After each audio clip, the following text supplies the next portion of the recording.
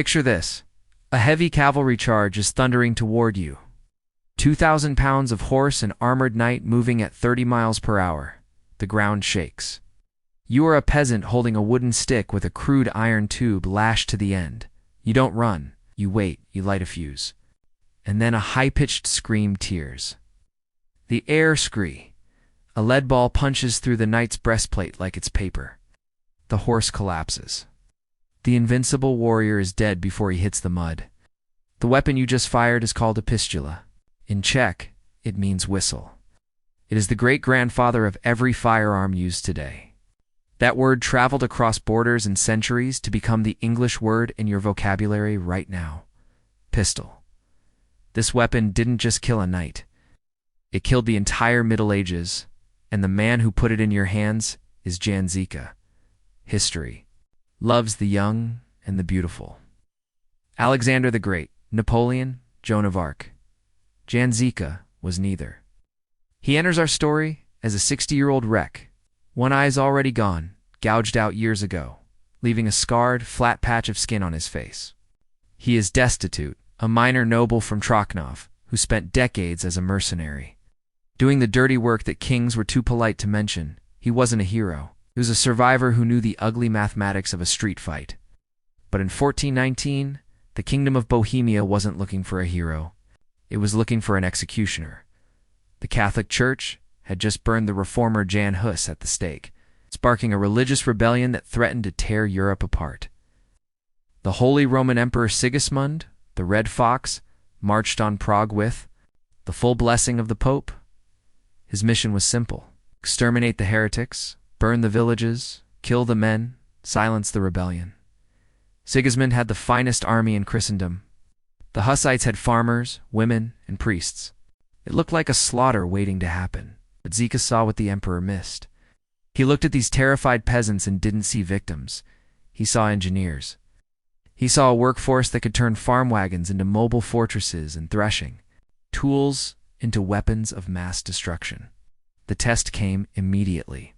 March 1420, the Battle of Sudum. Žižka is caught in the open. He has 400 followers, including women and children, and 12 farm wagons. Charging at them are 2,000 iron lords, the elite royalist heavy cavalry. The odds are 5-1. The terrain is a trap. The sun is setting. By every rule of warfare, Žižka is a dead man walking. But as the iron lords lower their lances and spur their horses, they aren't charging into a battle. They're charging into a meat grinder. Geography dictates destiny. Žižka knew this. He stood on a narrow dam between two fish ponds. To his left lay the deep waters of Lake Marivis. To his right, the empty bed of Lake Skarik, a drained pond that looked like solid ground, but was actually a deep-sucking quagmire of soft clay. He positioned his 12 wagons across the dam, creating a makeshift barricade. Then he waited.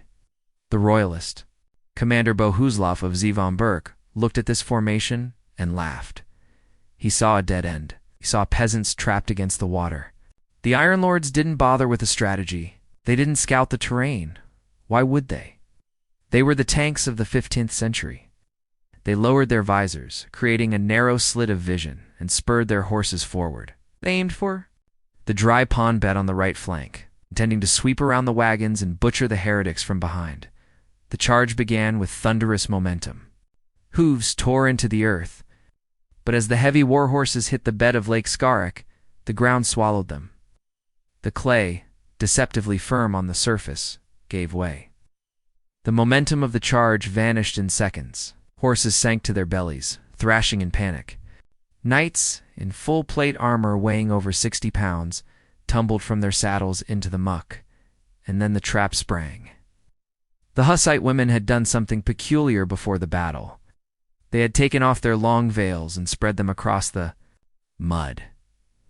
To the knights, it looked like refuse or laundry dropped in panic. But as the dismounted knights tried to wade through the sludge, the jagged rowels of their spurs snagged on the thick fabric. They tripped. They fell face first into the suffocating clay. This was the moment Žižka had engineered. The Hussites didn't fight with swords. They fought with tools. The primary weapon of the Bohemian peasant was the flail, a long wooden staff. with a heavy iron club attached by a chain. For generations, they used it to thresh grain, beating the husks off the wheat. Now they threshed men. The peasants swarmed the stuck knights. They didn't aim for the gaps in the armor. They didn't need to. They swung the flails with centrifugal force, bringing the iron clubs down on the expensive German helmets. The concussive impact didn't need to penetrate the steel to kill. It shattered skulls, broke necks, and turned brains to jelly inside the helmets. The sound wasn't the sharp clang of sword on sword. It was the wet, dull crunch of metal collapsing onto bone. Iron Lords were helpless. They couldn't stand up in the mud. They couldn't swing their long swords in the crush. They were beaten to death like cattle. By nightfall, the pride of the Catholic cavalry lay broken in the mire. Bohuslav of Zevenberg, the arrogant commander, was wounded and eventually captured. The survivors retreated into the darkness, leaving behind their dignity and their dead. Zizka stood amidst the carnage. He didn't celebrate. He analyzed. Sudom proved that terrain could equalize the odds, but he knew he wouldn't always have a swamp to hide behind. He needed a way to bring the fortress with him. He looked at the blood-splattered farm wagons. They had held the line. They were sturdy. If he could reinforce them, arm them, and link them together, he could create a portable castle. He was imagining the Wagenburg. To understand how a blind man defeated an empire, we have to look at his invention. History calls it the Wagenburg, the wagon fort. But calling this machine a wagon is like calling a modern tank a car. Zizka took the standard Bohemian farm cart and militarized every inch of it. He reinforced the sides with thick oak planks, creating a ballistic shield capable of stopping crossbow bolts and early gunfire. On the bottom, he hung heavy chains to sweep the ground, preventing enemy infantry from crawling underneath to hamstring the horses. On the top, he installed retractable roofs to protect his crew from arrows raining down from the sky. But the real genius wasn't the wood. It was the crew. Each wagon wasn't just a vehicle. It was a tactical unit, squad of 18-2. 20 specialists with specific jobs. You had the driver, 2 armed pavis carriers, carrying large shields to cover the reloaders, 6 crossbowmen, 2 handgunners, 4 flailmen, and 2 pikemen. This wasn't a mob. This was an assembly line of death. Zizka drilled them until they operated like a single organism. When the enemy charged, the crossbowmen and handgunners fired in volleys. As one row fired, they stepped back to reload, while the shield bearers stepped forward to cover them. The PA gunners didn't aim for accuracy. They aimed for noise and chaos, spooking the enemy horses. And then there was the artillery. Zizka mounted small cannons on carts between the wagons. He called them Haufnis. The word meant crowd, because that's what the cannon was designed to fire into. It was a short-barreled weapon meant for shrapnel, not siege warfare. This specific weapon, the Haufnis, is the etymological ancestor of the modern howitzer. When these wagons were linked together wheel to wheel by heavy iron chains, they formed a geometric fortress that could be set up in minutes. It solved the eternal problem of infantry. How to withstand a cavalry charge in open terrain. The knights would charge, expecting the line to break. Instead, they hit a solid wall of oak and iron. Their horses would shy away from the gunfire, forcing them to ride parallel to the wagon wall. That was the kill zone. As the knights stalled, the hussite flailmen and pikemen would reach out from the gaps between the wagons. They hooked the riders, dragged them off their saddles, and finished them on the ground. It was brutal, efficient, and industrialized. But the Wagenburg had one more secret. It wasn't just a defensive shell. It was mobile. Zizka trained his drivers to execute complex maneuvers using flag signals. They could expand the circle to engulf an enemy unit or open the circle to let their own cavalry out for a counterattack. Imagine a tank that can dismantle itself, turn into a fortress, and then reassemble to chase you down. That is what Emperor Sigismund was marching against. But the emperor, in his arrogance, dismissed the reports. He called them mud-covered peasants. He arrived outside Prague in the summer of 1420 with a massive crusader army. It's estimated between 50,000 to 100,000 men. The city of Prague was in panic. The Hussite factions were arguing amongst themselves. They were outnumbered and surrounded. Their only hope lay in a strategic hill just outside the city walls. If the Crusaders took this hill, they could cut off Prague's supply lines and starve the city into submission. Zizka saw the map clearly in his mind. He took a small detachment of his Taborites, only a few dozen men and women, and occupied the hill. He ordered them to dig. They built 2 small log cabins in a defensive ditch. It looked pathetic against the glistening ocean of Crusader armor gathering below. On July 14, 1420, the flower of European chivalry looked up at that hill. They saw a few dirt mounds and an old wind-eyed man waiting for them. They assumed it would be a quick skirmish. Before lunch, they were about to ride into one of the most embarrassing disasters in military history. The Battle of Vitkov Hill was a lesson in geometry. The hill itself was a narrow spine of rock, steep on both sides, offering only a thin path to the summit. Where Zizka had dug his trenches, Sigismund had thousands of knights. But on that ridge, numbers were irrelevant. Only a few men could fight abreast. The emperor's massive army was like an ocean trying to force itself through a drinking straw. The attack was led by the elite knights of Meissen. They were confident, glistening in plate armor, shouting insults at the heretics above. They charged up the slope, expecting the peasants to flee. Instead, they ran into a wall of threshing, flails and stone-hurling women. From the perspective of a mounted knight, the world became a nightmare of claustrophobia. The path was too narrow to maneuver a horse. The slope was slippery with summer grass. As the front line stalled against Zizka's wooden palisade, the knights behind kept pushing forward, crushing their own comrades against the rocks. Zizka, despite his 60 years and failing sight, stood in the front trench. Legend says he fought with a sword in hand, guided by the sounds of the struggle, holding the line until he was nearly dragged into the enemy ranks by a grappling hook. The Crusaders were winning by inches. The sheer weight of their armor was beginning to break the wooden defenses. But then the trap snapped shut. From the city gates of Prague below, a bell began to ring. Suddenly, the southern gate threw open. A stream of reinforcements poured out. Not soldiers, but the common people of Prague. Butchers, bakers, and housewives armed with improvised weapons charged up the southern slope, screaming religious hymns. They slammed into the exposed flank of the Crusader column. Panic is a contagion. The knights at the rear, seeing a screaming mob charging them, assumed they were being surrounded by a massive army. They turned to run, but the path was blocked by their own men pushing up. The retreat turned into a stampede.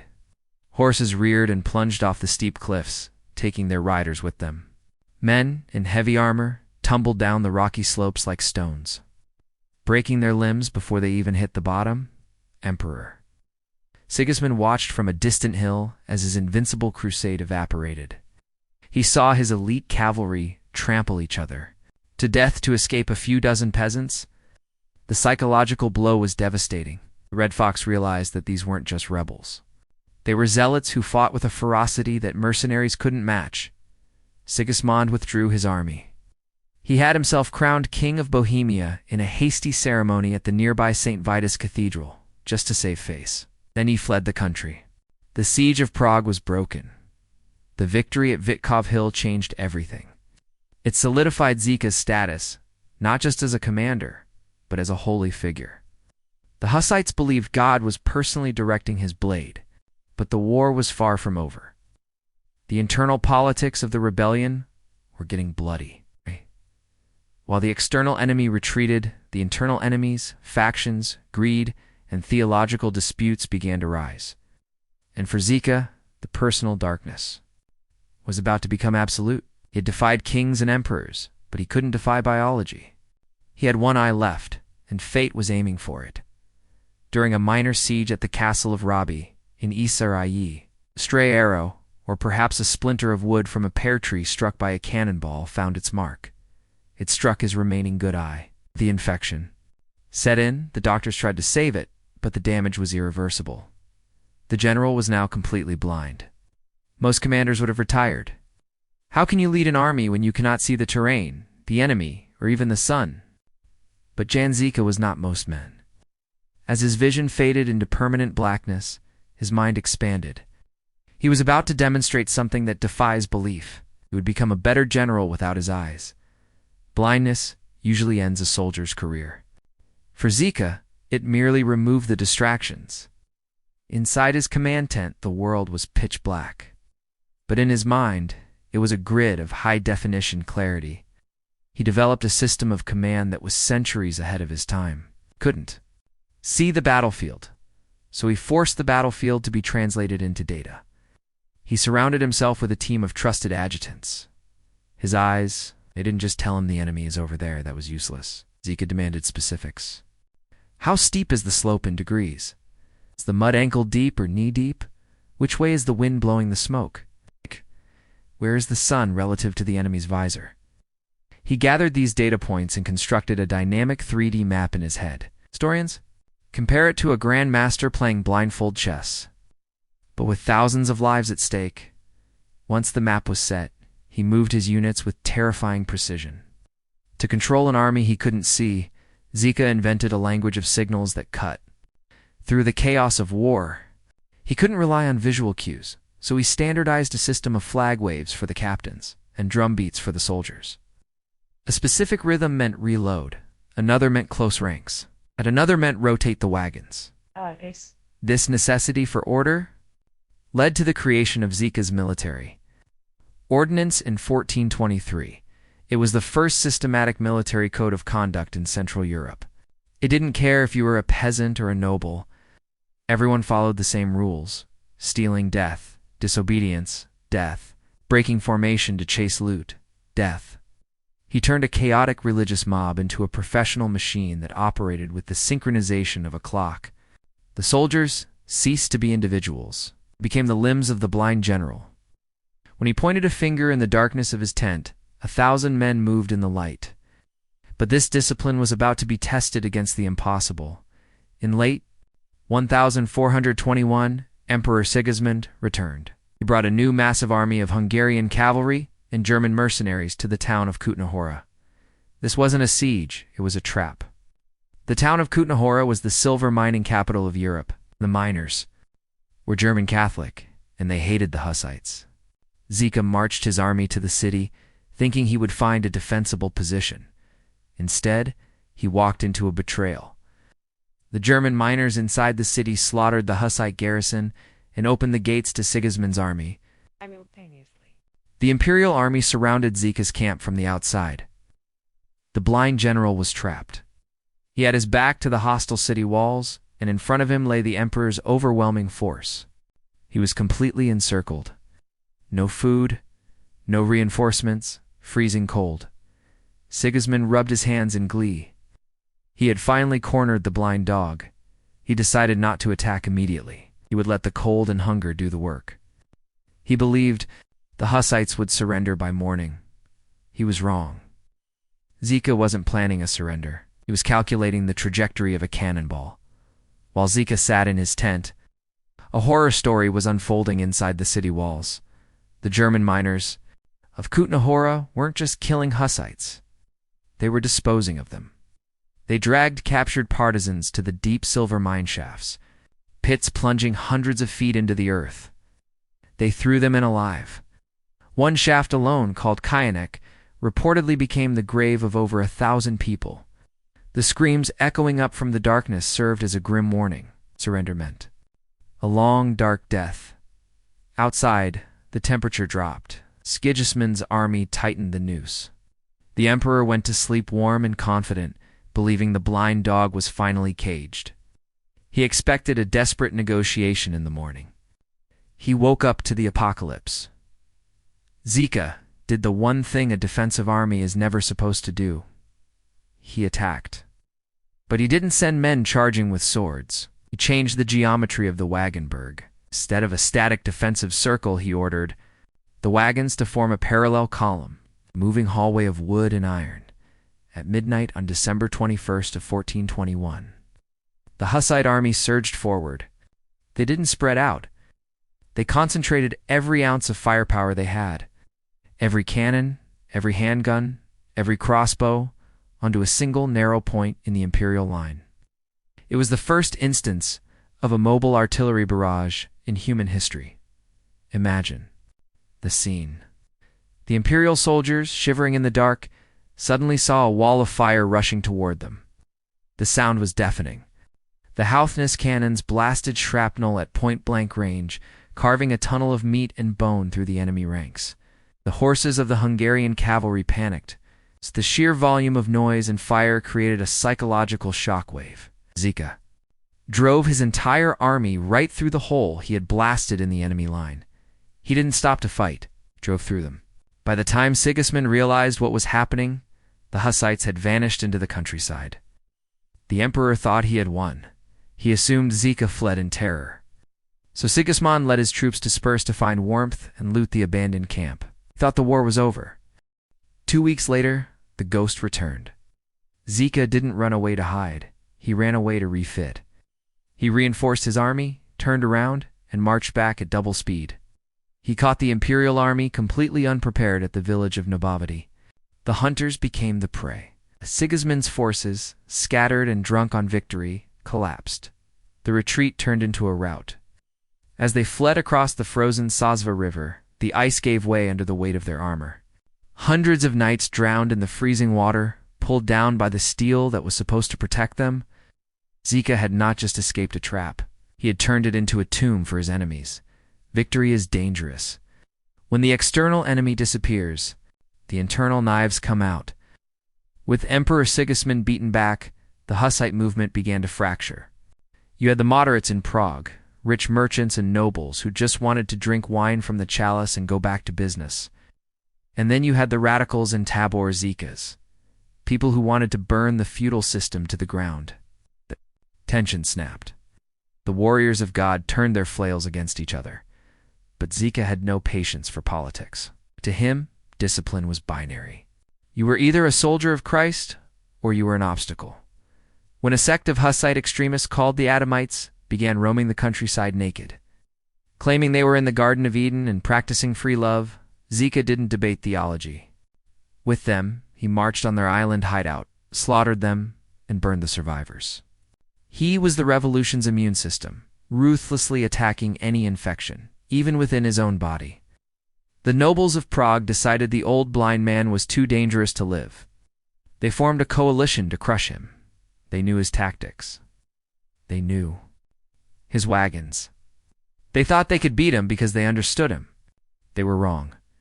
In June 1424, at the Battle of Malazov, Zizka faced his own countrymen. The Prague coalition had a superior force, better equipment, and intimate knowledge of the Wagenburg. Zizka retreated to a high ridge overlooking a narrow valley. The Prague forces pursued. Thinking the old dog was running for his life, Zizka was preparing a new surprise. He'd ordered his men to fill several baggage wagons with heavy rocks. He lined them up at the very edge of the hill's crest. He waited until the Prague army was densely packed in the valley below, struggling up the slope. Then he gave the signal. The Hussites didn't fire cannons. They pushed the rock-filled wagons. Over the edge, these multi-ton wooden boulders roared down the hill, gathering terrifying speed. They smashed into the Prague infantry, crushing men and shattering their formation before a single shot was fired. The lines broke in panic. Before the dust settled, Zizka ordered a general charge. His cavalry and infantry swept down the hill. Like an avalanche, it was a massacre. The road to Kutna Hora was littered with the bodies of Hussites killed by Hussites. Malazov was Zizka's tactical masterpiece, proving that even against an enemy who knew his playbook, his ability to improvise was unmatched. After Malazov, no one in Bohemia dared to whisper against him. He was now the undisputed master of the land. But he wasn't satisfied with defense. He realized that to secure Bohemia, he had to make its neighbors bleed. He turned his sightless gaze outward, toward the borders of Hungary and Austria. He was done waiting for crusades to come to him. He was going to bring the apocalypse to them. By 1423, Zizka had solved the problem of survival. Now he wanted retribution. He realized that waiting for the Crusaders to invade Bohemia was a strategic error. To end the war, he had to make it too expensive for the enemy to continue. He initiated a new strategy: offensive raids into Hungary and Moravia. Historians later gave these expeditions a romantic name, Spinel Jizdi, or the Beautiful Rides. But if you were a German villager or a Hungarian noble, there was nothing beautiful about them. They were campaigns of calculated terror. Zikas. Wagons rolled across the borders, not to conquer land, but to burn resources. They struck deep into enemy territory, seized food, cattle, and gold, and left a trail of smoke behind them. The psychological impact was devastating. The mere rumor that the Blind One was approaching caused entire regions to panic. Castles that had stood for centuries surrendered without firing a shot. Armies melted away before the battle began. Žižka had achieved the ultimate goal of a general. He had defeated the enemy's mind before he even engaged their body. In 1424, Žižka marched to besiege the castle of Pribislav. He was at the height of his power. It united the fractious Hussite armies under his command. He remained one of history's few undefeated military commanders. Having fought over a dozen major battles and countless skirmishes without a single loss, he was 64 years old, blind, and seemingly immortal. But a microscopic assassin was waiting. For him, while inspecting the siege lines of Pribislav, a large, painful boil, a carbuncle, appeared on his body. It was likely the plague, the Black Death, that stalked every medieval army. The infection spread rapidly. The man who had survived arrows, swords, maces, and cannonballs was being eaten alive from the inside by bacteria. On October 11, 1424, Žižka died. The silence that followed must have been terrifying. The Hussites didn't just lose a general, they lost their prophet. They lost the man who had taught them that peasants could kill kings. In their grief, his soldiers did something heartbreaking. They officially renamed themselves. They were no longer just Taborites. They called themselves Sirachi, the orphans. They felt abandoned by their father. But Žižka had left them one final instruction. It was a command so grotesque, so heavy with heavy metal symbolism, that it blurred the line between history and myth. He allegedly ordered that his skin be flayed from his body and stretched over a giant drum. He wanted to continue leading the charge. He wanted his enemies to hear his voice, the boom of the drum, tremble even from beyond the grave. August 14, 1431. 7 years have passed since Žižka's death, as the Pope has declared a fifth crusade. This time they are certain of victory. The blind sorcerer is rotting in the ground. The Hussites are leaderless orphans. A massive imperial army led by Cardinal Julian Caesarine, over 100,000 strong, crosses the Bohemian border near the town of Domaglis. They are confident. They are numerous. They are loud. But as they enter the deep Bohemian forests, a strange sound begins to drift through the trees. It isn't the clash of steel. It isn't the roar of cannons. It is singing. Thousands of voices synchronized and deep, chanting a low, menacing melody. It is the Hussite battle hymn, who are warriors, of God and of his law. To the superstitious minds of the German knights, this wasn't just a song. It was an incantation. As the hymn grew louder, it was joined by a rhythmic mechanical rumbling. The earth began to shake. It was the sound of hundreds of iron-bound wagons rolling over the hard ground. Thump, thump, thump. And then the panic set in. Legend says that the Crusaders didn't even see the Hussite army. They just heard the sound. In their minds, the ghost of Žižka had risen from hell to lead the charge. The myth of the skin drum played into their deepest fears. An idea that the blind general was beating the rhythm of their death. A collective psychosis swept through the imperial ranks. Seasoned knights, men who had fought in dozens of battles, began to sweat. The cardinal tried to rally them, but it was useless. The terror was contagious. Before a single arrow was loosed, before a single lance was lowered, the entire crusade disintegrated. 100,000 men turned and ran. They dropped their weapons, their armor, and their banners. They trampled each other in a desperate bid to escape the invisible monster approaching through the trees. Cardinal Caesarine himself had to disguise himself as a common soldier to escape, leaving behind his hat, his crucifix, and the papal bull authorizing the crusade. The Hussites arrived to find an empty battlefield littered with enough gold, supplies, and weapons to fund their war for another decade. They didn't have to fight. The memory of Žižka had fought for them. This event at Demaglis is unique in military history. It was a victory won entirely by reputation. Žižka had traumatized the European psyche so deeply that his name alone was a weapon of mass destruction. The orphans chased the fleeing crusaders all the way to the border, hacking down the stragglers, proving that while the father was dead, his children were very much alive, and they were unforgiving. The Catholic Church finally realized that the Hussites could not be defeated by force. The invention of the Wagenburg, the PALA, the psychological terror of the blind general, had changed the rules of the game forever. For the first time, the Church was forced to do something it hated: negotiate.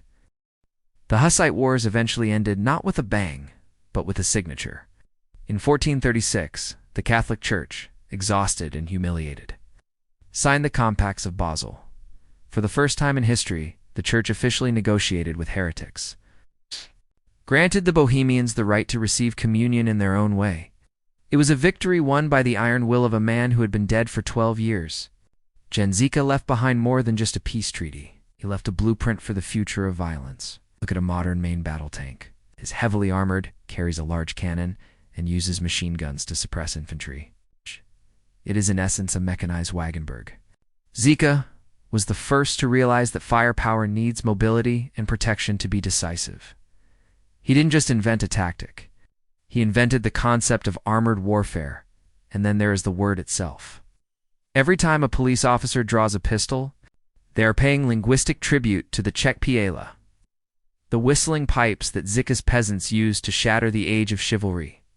He took the gunpowder that the Chinese used for fireworks and the Europeans used for siege engines, and he put it into the hands of the common man. He democratized death. Today, if you visit Prague, you can climb Vitkov Hill. Standing there, overlooking the city he saved, is a colossal bronze statue of Jan Žižka. It is the third largest bronze equestrian statue in the world. He sits on his horse, mace in hand, staring out over the capital with eyes that cannot see, yet seeing more than any king of his time.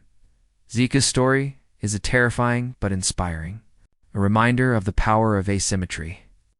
He proved that an army of amateurs armed with conviction and cheap technology can dismantle an empire of professionals. He showed us that constraints, even blindness, are not barriers. They are catalysts for innovation. He didn't fight the way war should be fought. He fought the way it needed to be fought to survive. He remains the only commander in history to fight fully blind and never lose a battle. He was the undefeated, the one-eyed, the ghost of Bohemia.